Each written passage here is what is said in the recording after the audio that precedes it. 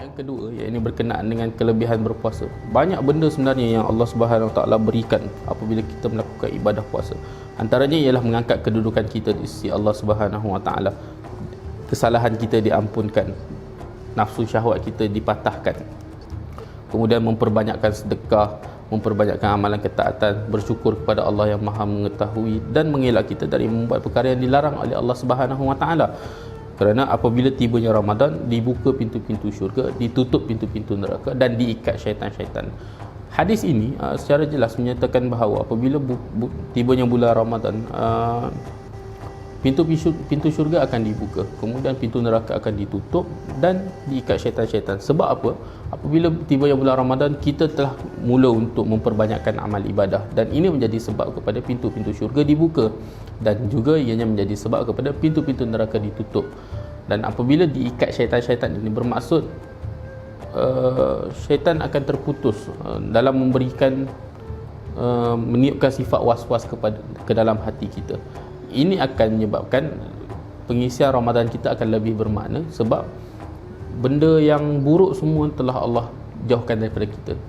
Kita sendiri kena menjadi lagi baik. Jangan mengharapkan semata-mata kerana ianya bulan Ramadan maka apa yang Allah berikan itu sahaja. Kita sendiri kena berusaha, sebab bulan Ramadan ini adalah bulan tarbiyah, dan pendidikan ini tidak akan dapat kita kecapi tanpa adanya usaha daripada diri kita untuk menjadi lebih baik. Kemudian dalam satu hadis yang panjang juga, hadis yang kedua berkenaan dengan kelebihan berpuasa ini, setiap amalan anak Adam adalah untuk diri mereka sendiri. Sesungguhnya ia untukku dan aku yang akan membalasnya. Puasa itu perisai, dan seandainya seseorang berpuasa pada suatu hari, janganlah dia berkata perkataan yang kotor dan meninggikan suara. Seandainya seseorang mencelanya atau mengajaknya bergaduh, katakanlah sesungguhnya aku berpuasa. Pada kalimah ia untukku, iaitu setiap amal sungguhnya ia untukku dan aku yang akan membalasnya. Pada kalimah ia untukku ni, Allah menyandarkan ibadah puasa ini kepada Allah Subhanahu Wa Taala atas dasar kemuliaan. Bermaksud kerana orang yang berpuasa tidak akan merasa riak, kerana puasa itu ibadah yang tersembunyi. Kadang kita tak tahu orang tu berpuasa ataupun tidak, itu maksud tersembunyi itu.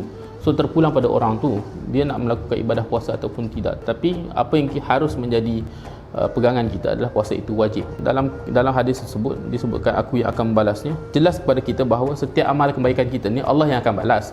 Tapi dari konteks puasa ini, apabila Allah berfirman sedemikian, ia bermaksud untuk mengagungkan ganjaran puasa, bahawa dia maha berkuasa dalam menentukan ganjaran puasa tu. Allah nak bagi lebih, terpulang pada Allah. Allah nak bagi kurang, terpulang pada Allah. Sebab Allah yang berkuasa. Awal hadis tu tadi pun kita dah jelas bahawa ibadah puasa itu disandarkan kepada Allah atas dasar kemuliaan. Dan pada kalimah pada puasa itu perisai, ia membawa maksud puasa merupakan pencegah daripada azab Allah Subhanahu Wa Taala. So sebab apabila kita berpuasa, seperti yang kita ulang kaji sebelum ini, puasa ni mengelakkan kita daripada melakukan kemungkaran, dan pada masa yang sama ia akan jadi perisai daripada azab Allah Subhanahu Wa Taala. Perkataan yang kotor kita tinggalkan, kemudian kita tidak akan ada pergaduhan, tidak akan ada perbalahan, sebab benda-benda yang mungkar ni semua kita telah jauhi. Jika kita amati kedua hadis yang kita bincangkan tadi, jelas menunjukkan Ramadan adalah bulan ibadah, bulan yang mengajar kita menundukkan hawa nafsu, meninggalkan apa yang dilarang oleh Allah Subhanahu Wa Taala. Dan pada ayat yang akhir, sesungguhnya aku berpuasa, apabila ada orang yang mengajak untuk bergaduh ataupun berbalah tu dan kita menjawab sesungguhnya aku berpuasa, berarti orang yang berpuasa ni dia mengingatkan diri dia dengan puasa tu dan membezakan diri dengan orang yang tidak berpuasa. Maksud dia, bila kita berpuasa, kita mengelak untuk melakukan benda-benda yang Allah mungkar, bergaduh, berkelahi dan seumpamanya ini, kita boleh menunjukkan perbezaan kita dengan orang yang tidak berpuasa. Dengan orang yang berpuasa tetapi puasanya sia-sia, dengan orang yang berpuasa yang tidak melakukan ibadah, maka kita boleh menunjukkan perbezaan. Apakah beza di antara orang yang berpuasa dan mengisi puasanya dengan perkara-perkara yang baik berbanding dengan orang yang berpuasa sekadar mendapat lapar dan dahaga sahaja. Wallahu a'lam bishawab. Assalamualaikum.